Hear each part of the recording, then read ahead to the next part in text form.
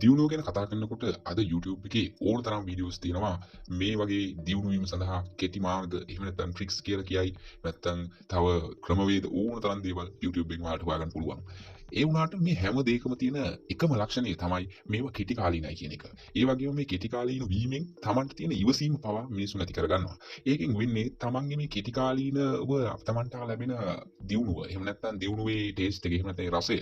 මේක නිසා තමන්ගේ තියෙන ඉවසීම නැති වෙන හුඟක් මිනිස්සු ජීවිතේ කඩකප්පල් කරගත්ත වෙලාවල් තියෙනවා. මේ අනිත් එක මේ හුඟක් දේවල් වල මිනිස්සුන්ට නොකියන දෙයක් තමයි මේ දියුණුව කියන එක තමන්ගේ මූල්‍යමය දියුණුව පමණක් නෙවෙයි කියන එක. මොකද දියුණුව කියන එක මූල්‍යමය දියුණුව විතරක් ගත්තොත් ඒ වගේ දියුණුව වෙච්ච ගොඩක් මිනිස්සු ඉන්නවා. ඒ වුණාට ඒ මිනිස්සුන්ගේ ජීවිතය දිහා බැලුවොත් හුඟක් ලොකු අවුල් ගොඩක්. ඒ වගේම මානසික ප්‍රශ්න ගොඩක්. ඒත් මේ හුඟක් ඔයාලා පවා දැනගන්න ඕන කාරණාව තමයි මේ දියුණුව කියන එක සල්ලි විතරක් නෙවෙයි. මානසිකවත් වෙන්න ඕනේ. ඒ වගේම සමාජීයවත් වෙන්න ඕනේ. ඒ වගේම තමන්ගේ මේ ලැබිච්ච දියුණුව ඉක්මනට කඩා නොවැටෙන දියුණුවක් වෙන්නත් ඕනේ. මේ ලෝකේ සියලුම දේවල් නැතිවීමට භාජනය වෙනවා. ඒ වගේම විනාශ වීමට භාජනය වෙනවා. ඒ වගේම පිරිහීමට භාජනය වෙනවා. ඒක සාමාන්‍ය දෙයක්. ඒ වුණාට තමන් මෙන්න මේ මම කියන රහස හැමෝම දන්න රහස. තාම සරල රහස. ඔයාලා පාවිච්චි කරොත් මේ දියුණුව ටිකක් ස්ටඩි තියාගන්න පුළුවන්. ඒ කියන්නේ මේක කාලයක් යන දෙයක් තමයි. ඒත් මේක ඉතා ඉක්මනට කඩන් වැටෙන්නේ නැහැ. මොකද ටික ටික ගොඩනැගෙන දේවල් ඉක්මනට කඩන් වැටෙනවා අඩුයි. එක සැරේටම ගොඩනැගෙන දේවල් එක සැරේටම කඩන් වැටෙනවා වැඩි. ඒක නිසා මේ සරල රහස තමයි ඔයාලා ඇහුවට පස්සේ මේක නිකන් ඕකත් මොන රහසක්ද කියලා හිතෙන්න පුළුවන්. ඒත් මේක ඉතාම වටිනාකමක් තියෙන රහසක්. ඒක තමයි තමන් මහන්සි වෙලා වැඩ කරන එක. ඒ කියන්නේ තමන් කැප වෙලා ඒ දේවල් වැඩ කරන එක. ඉවසීමෙන් වැඩ කරන එක.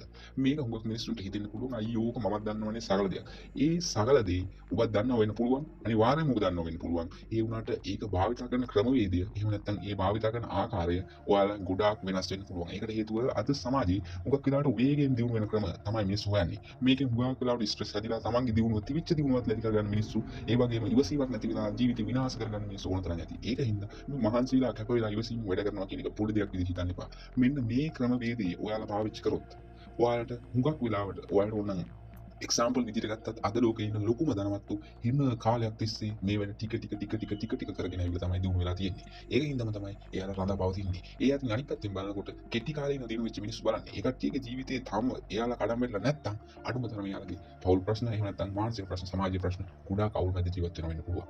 ඒක නිසා මේ කරුණු ගැන ටිකක් ඔයාලා හිතලා බලන්න.